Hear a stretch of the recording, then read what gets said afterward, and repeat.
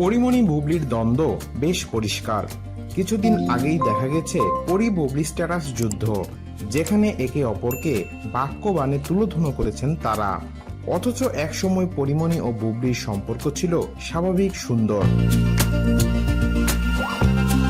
বুবলির হাসি ও চোখ দেখে মুগ্ধ হয়েছিলেন পরি। নিজের ফেসবুকে বুবলির প্রশংসা করে একটি পোস্টও দিয়েছিলেন। যদিও সেটা 8 বছর আগের ঘটনা। এই 8 বছরে অনেক কিছুই পরিবর্তন হয়ে গেছে। বুবলির প্রতি পরিমণির সেই মুগ্ধতাও কেটে গেছে।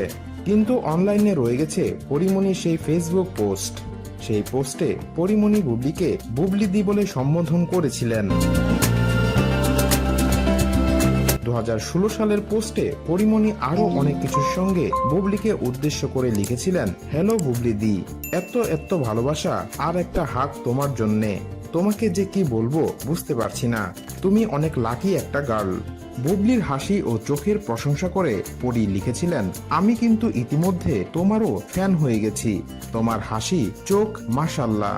কিন্তু সেই পরিমণি কদিন আগে বুবলির পোস্ট করা ভিডিও দেখে বলেছিলেন, আপা পুরাটাই কপি মারলেন, কথা, music line, voice tone, delivery থেকে সব।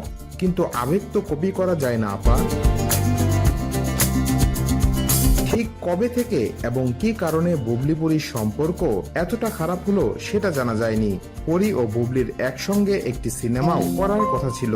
প্রযোজনা প্রতিষ্ঠানের পক্ষ থেকে সিনেমাটি হবে বলে জানালেও এর কোনো অগ্রগতি দৃশ্যমান নয়।